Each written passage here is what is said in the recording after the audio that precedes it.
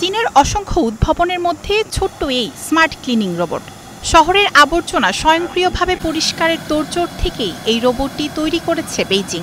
Artificial intelligence ব্যবহার করে তৈরি এই স্যানিটেশন রোবটগুলো মোতায়েন করা হবে চীনের গুয়াংডং প্রদেশের শেইনজেন শহরের রাস্তায়। এতে করে রাস্তা থেকে শুরু করে জলাধার পরিচ্ছন্নতা কর্মীদের পরিবর্তে পরিষ্কার করবে এই স্মার্ট ক্লিনিং রোবট। সম্প্রতি $1 বিলিয়ন বিনিয়োগ করে উদ্ভাবনে বিপ্লব ঘটিয়েছে চীন।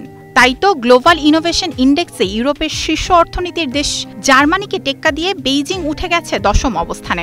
ওয়ার্ল্ড ইন্টেলেকচুয়াল প্রপার্টি অর্গানাইজেশনের প্রকাশিত ইন্ডেক্স বলছে, বর্তমানে সুইজারল্যান্ড, সুইডেন, যুক্তরাষ্ট্রের পর এশিয়ার দেশ হিসেবে দক্ষিণ কোরিয়া, সিঙ্গাপুরের পর শীর্ষ 10-এ জায়গা করে নিল চীন। এমনকি 2024 সালে আন্তর্জাতিক মেধাস্বত্ব অবদানগুলোর বেশিরভাগই চীনের। বিশ্বের চতুর্থ বৃহত্তম অর্থনীতির দেশ ভারতের অবস্থান 10 ধাপ এগিয়ে এখন 38-এ। 2020 সালে এই দেশের অবস্থান ছিল 48-এ।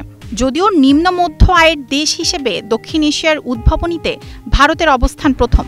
বৈশ্বিক সূচকে শ্রীলঙ্কা রয়েছে 93তম অবস্থানে, আর পাকিস্তান 99তম অবস্থানে। নেপালের অবস্থান 107-এ।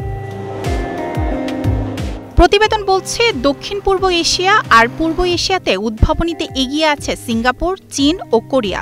কিন্তু উদ্ভাবনীর এই দৌড়ে বাংলাদেশের অবস্থান কত? ইন্ডেক্স বলছে, ভারত, পাকিস্তান এমনকি শ্রীলঙ্কার কিছুটা পরে রয়েছে বাংলাদেশ।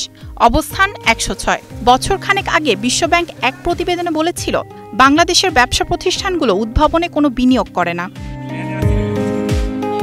মায়াশিকা Rahman, star news.